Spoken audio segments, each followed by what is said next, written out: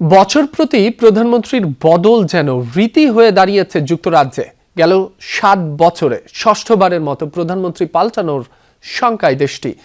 প্রতিবারের মতো এবারও চাপের মুখে দেশটির সরকার প্রধান কের স্টারমারের পদত্যাগের দাবি তুলেছেন নিজ দলের এমপিরাই। বিশ্লেষকরা বলছেন, ব্রেক্সিট ও তার প্রভাবে দীর্ঘদিন ধরে চলা অর্থনৈতিক মন্দা, মূল্যস্ফীতি ও নির্বাচনী ব্যবস্থার মতো ইস্যুগুলো কাজ করছে এমন পরিস্থিতির পেছনে। ফোটানোর ঝামেলা ছাড়াই নিরাপদ পানির জন্য ঘরে আনুন পিওরিট। কল করুন 16627। মাত্র এক বছরেই ৩ বার ক্ষমতাসীন টরি পার্টির দলনেতা হারিয়ে ছন্দপতন হয়েছিল ব্রিটিশ রাজনীতির। সেখানে পুরনো ছন্দ ফিরিয়ে আনতে ২০২৪ সালে ক্ষমতায় আসেন লেবার পার্টির কেইট স্টারমার।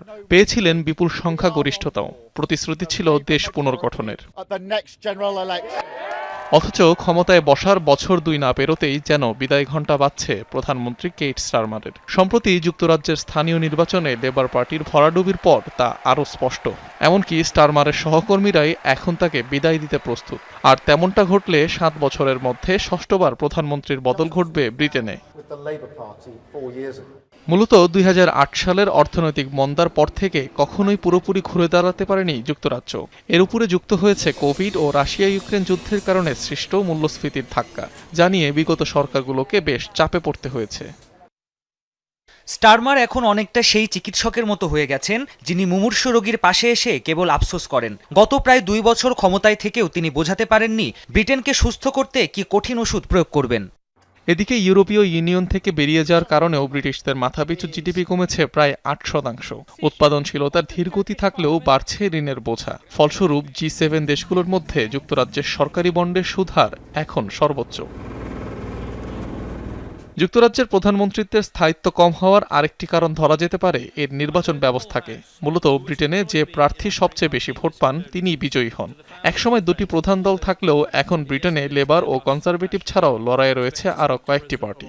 কট্টর থেকে মধ্যম এবং প্রগতিশীল কয়েকটি দলের সঙ্গে পাঞ্জা লড়তে হয় সরকারকে। এছাড়াও স্কটল্যান্ড ও ওয়েলসের স্বাধীনতার পক্ষে মাঠে রয়েছে জাতীয়তাবাদী কয়েকটি দলও, যাদের উত্থান শেষ পর্যন্ত যুক্তরাজ্যের ভাঙনের কারণ হয়ে দাঁড়াতে পারে। বিশ্লেষকদের দাবি, এমন চ্যালেঞ্জের মাঝে ভালো সরকার গঠন করা আর দীর্ঘদিন টিকে থাকা প্রায় অসম্ভব। লেবার পার্টির জন্য সুস্পষ্ট অসুবিধা হলো নেতৃত্বের প্রতিযোগিতা। লেবার পার্টিকে নিজেদের মধ্যে ভবিষ্যৎ নিয়ে আলোচনা করতে হবে। এই প্রতিযোগিতা তাদের শাসন কার্য চালিয়ে যাওয়ার ক্ষমতাকে ব্যাহত করে, যা একটি বিশাল রাজনৈতিক প্রতিবন্ধকতা।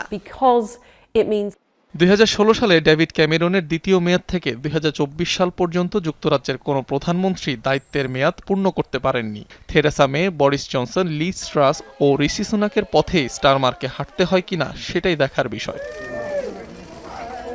অনিক রহমান, যমুনা নিউজ।